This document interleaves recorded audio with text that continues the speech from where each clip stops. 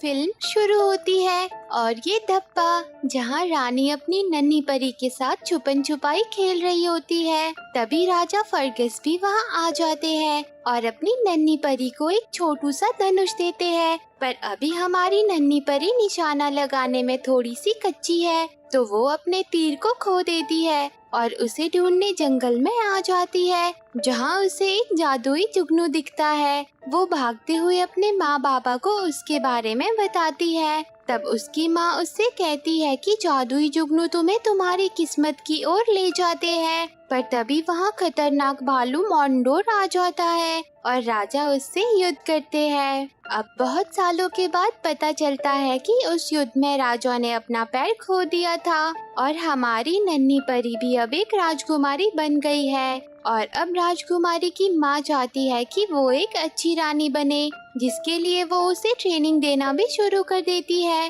पर हमारी प्यारी राजकुमारी तो कुछ और ही चाहती है। उसे तो तीरंदाजी करने में ही मजा आता है और वो खुले आसमानों में बिना किसी बंदिश के उड़ना चाहती है।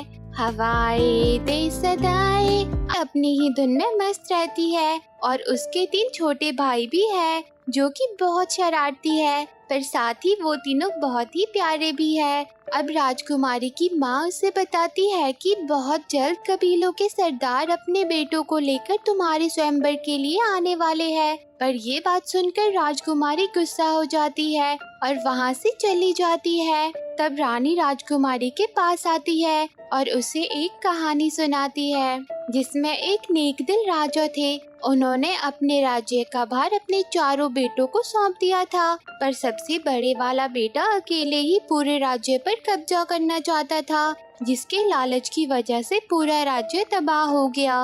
रानी राजकुमारी से कहती है कि इसीलिए हमें हर चीज में समझौता करना सीखना चाहिए, पर राजकुमारी को ये कहानी झूठी लगती है और वो शादी करने से मना कर देती है, जिस वजह से रानी राजकुमारी के लिए बहुत परेशान हो जाती है। तब राजा रानी से कहते हैं कि तुम उसे प्यार से समझा सकती हो। अब कबीले के सरदार भी उनके राज्य की ओर पहुंच जाते हैं। रानी राजकुमारी को प्यारी सी ड्रेस पहनाकर तैयार कर देती है, पर राजकुमारी को उसे पहनकर बिल्कुल भी अच्छा नहीं लगता। उसे तो ड्रेस को पहनकर घुटन महसूस होती है।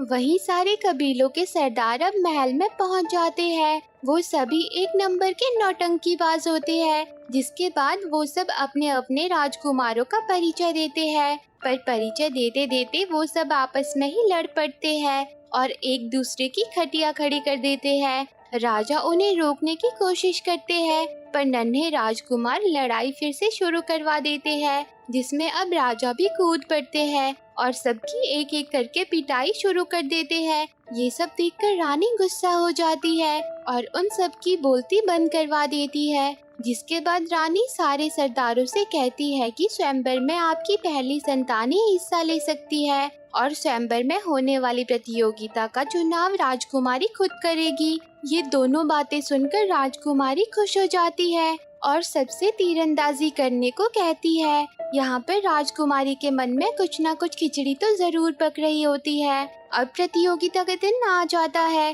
सभी अपनी अपनी तैयारी में लग जाते हैं। साथ ही छोटे राजकुमार भी अपनी शरारतों से बाज नहीं आते।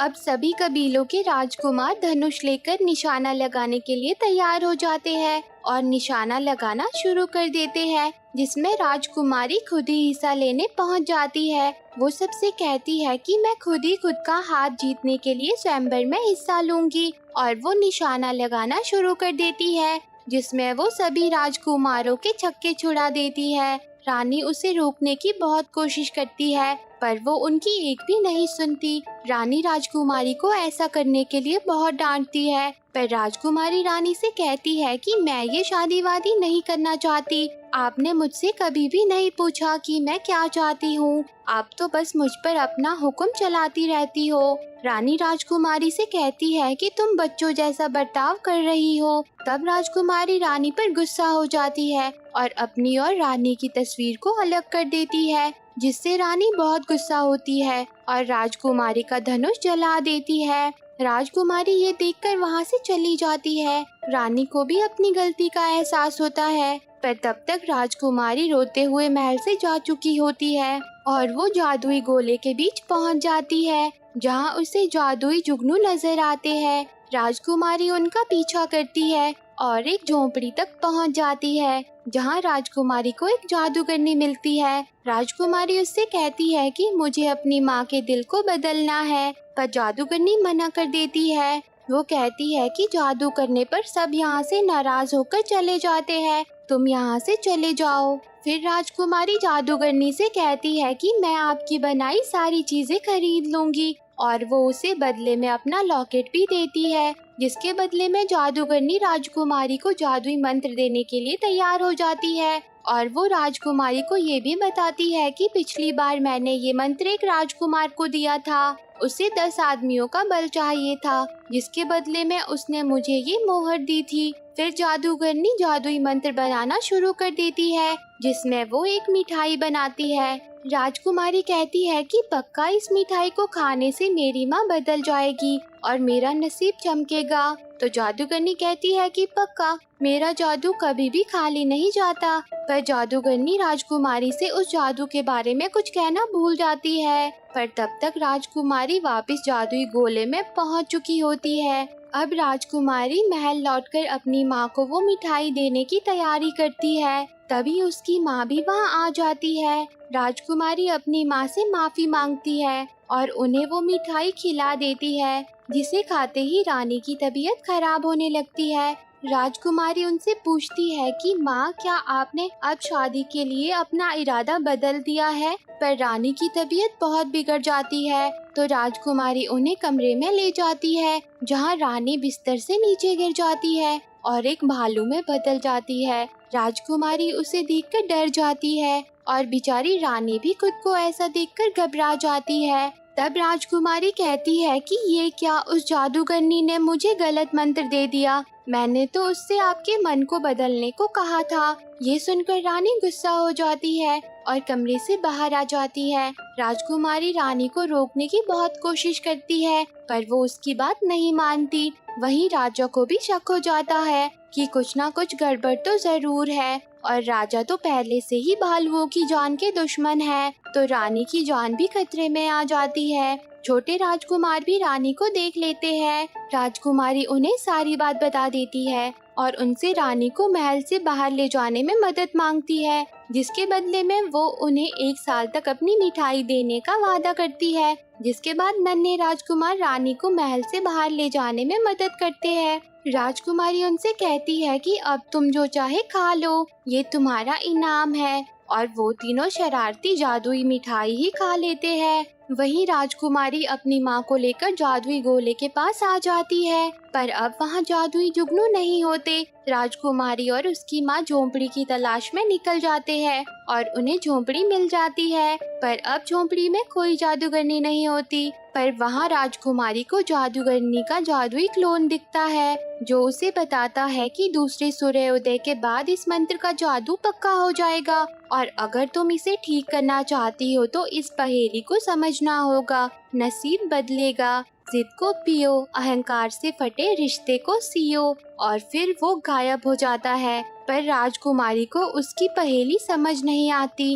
अब अगले दिन राजकुमारी अपनी माँ को मछली पकड़ के खिलाती है और वो उन्हें भी मछली पकड़ना सिखाती है, जहाँ वो एक दूसरे के साथ एक बहुत ही अच्छा समय व्यतीत करती है। पर तभी उसकी माँ जंगल में जाने लगती है और वो कुछ देर के लिए भूल जाती है कि वो रानी है। राजकुमारी उन्हें ऐसा देखकर डर जाती है, पर फिर वो ठीक हो जाती है और उन्हें जादुई जुगनू नजर आते हैं। वो दोनों उनका पीछा करती है और एक खंडर में पहुंच जाती है, जहां राजकुमारी को एक मूर्ति दिखती है जिसमें 4 राजकुमार होते हैं, पर एक को तोड़कर अलग किया होता है, जिससे राजकुमारी को समझ आता है कि सबसे बड़ा राजकुमार ही भालू मोंडोर है। और उसे ये भी समझ आ जाता है कि फटे हुए रिश्ते को सिलकर जादू को खत्म किया जाएगा।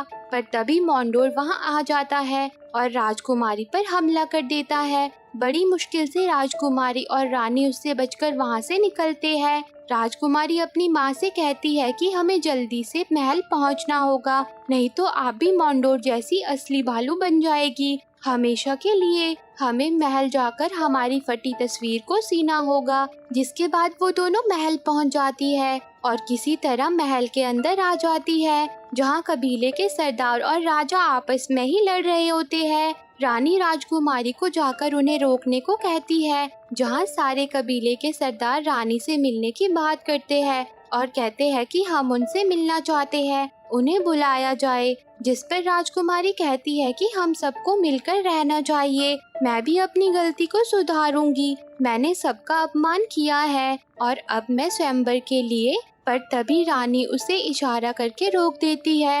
रानी साहिबा कहना चाहती है कि हम सबको अपनी कहानी खुद लिखने की आज़ादी होनी चाहिए और अपना प्यार खुद चुनना चाहिए। सब उसकी बातें सुनकर इमोशनल हो जाते हैं और सब उसकी बात मान जाते हैं। राजा को भी राजकुमारी पर बहुत गर्व होता है और फिर राजकुमारी रानी को लेकर उनके कमरे में आ जाती है। पर तभी राजा भी वहां आ जाते हैं और रानी को भालू बना देख लेते हैं। वो उसे मारने आगे बढ़ते हैं। राजकुमारी उन्हें रोकने की बहुत कोशिश करती है, पर वो नहीं रुकते। रानी महल से बाहर भाग जाती है। राजा और कबीले के सरदार उनके पीछे पड़ जाते हैं। राजा राजकुमारी को भी कमरे में बंद कर देते हैं। तभी नन्हे राजकुमार वहां आ जाते हैं, पर वो अब भालू बन गए होते हैं क्योंकि उन्होंने जादुई मिठाई खा ली थी। राजकुमारी उनसे दरवाजा खोलने को कहती है, तब वो राजकुमारी की मदद करते हैं। राजकुमारी फटी हुई तस्वीर और तीनों राजकुमारों को लेकर अपनी माँ के पीछे जाती है और रास्ते में वो फटी हुई तस्वीर को भी सी देती है। पर वहाँ राजा रानी को चारों तरफ से घेर लेते हैं। पर तभी राजकुमारी भी वहाँ पहुँच जाती है और सबसे कहती है कि मेरी माँ से दूर हो जाओ। पर तभी मोंडोर वहाँ आ जाता है और सब पर हमला कर देता है। रानी सबको बचाने के लिए मोंडोर से लड़ पड़ती है, जिस बीच रानी मोंडोर पर जादुई पत्थर गिरा देती है, जिससे उसकी रूह भालू के शरीर से आजाद हो जाती है। अब दूसरा सूर्य उदय भी हो जाता है। राजकुमारी जल्दी से अपनी माँ को तस्वीर के कपड़े से ढक देती है, पर उसकी माँ अपने इंसानी रूप में नहीं आती, जिसे देखकर राजकुमारी सब मेरी गलती है कहकर अपनी माँ से लिपट जाती है और रोने लगती है। तभी उनकी तस्वीर पर सूरज की रोशनी पड़ती है और रानी अपने इंसानी रूप में आ जाती है। राजा भी अपनी रानी को देखकर बहुत खुश हो जाते हैं और नन्हे राजकुमार भी नंगू पंगू होकर इंसानी रूप में आ जाते हैं। जिसके बाद वो सभी खुशी खुशी रहने लगते हैं। सारे कबीलों के सरदार भी वापस लौट जाते हैं और रानी और राजकुमारी दोनों ही खुले आसमानों तले पक्की दोस्त बन जाती है। और इसी के साथ ये मूवी एंड हो जाती है। तो दोस्तों, आपको ये मूवी कैसी लगी कमेंट करके जरूर बताना और रोज ऐसी ही प्यारी प्यारी मूवी देखने के लिए मेरे चैनल को जरूर सब्सक्राइब करना। जी हाँ, सही सुना, मैं आपके लिए रोज एक प्यारी सी मूवी लेकर आऊंगी ताकि मेरा मेरे दोस्तों के साथ प्यार बना रहे। Thanks for watching.